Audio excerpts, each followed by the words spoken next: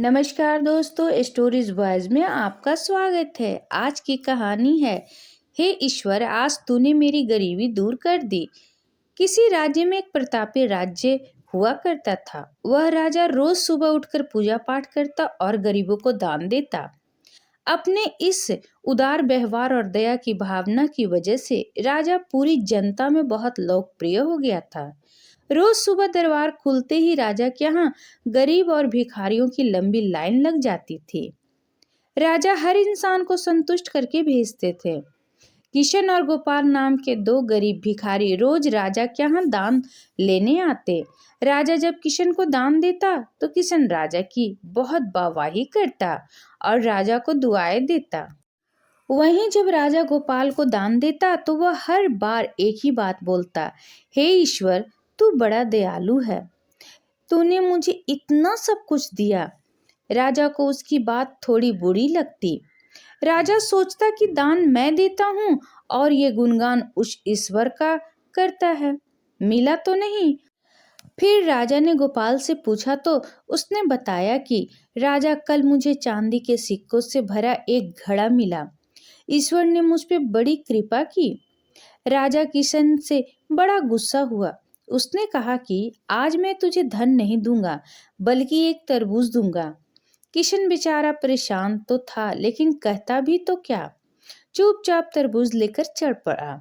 उधर राजा ने गोपाल को रोजाना की तरह कुछ धन दान दिया। किसान ने सोचा कि इस तरबूज का मैं क्या करूंगा, और यही सोचकर वे अपना तरबूज एक फल वाले को बेच गया। अब जब गोपाल रास्ते से गुजरा उसने सोचा कि घर कुछ खाने को तो है नहीं है, क्यों न बच्चों के लिए एक तरबूज लिया जाए।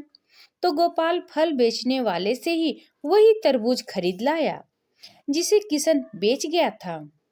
अब जैसे ही घर आकर गोपाल के उस तरबूज को काटा तो देखा उसके अंदर सोने के सिक्के भरे हुए थे।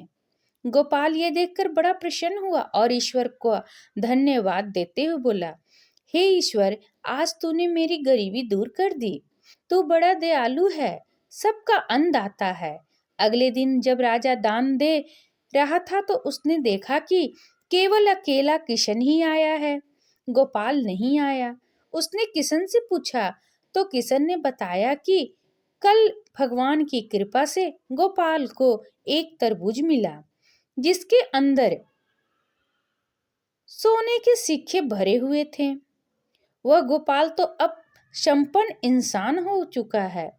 किशन की बात सुनकर राजा ने भी अपने हाथ आसमान की ओर उठाए और बोले, हे ईश्वर, वाकई तू ही अन्नदाता है, मैं तो मात्र एक जरिया हूँ, तू ही सबका पालनहार है। राजा को अब सारी बात समझ आ चुकी थी। आशा करती हूँ ये कहानी आपको पसंद आई होगी। इस पर आपकी क्या राय है कमेंट करके जरूर बताएं। अगर पसंद आया तो प्लीज़ लाइक एंड सब्सक्राइब करना ना भूलें। इसी तरह और भी कहानी सुनने के लिए कृपया बेल आइकन बटन को दबाना ना भूलें। वीडियो देखने के लिए आपका बहुत बहुत धन्यवाद।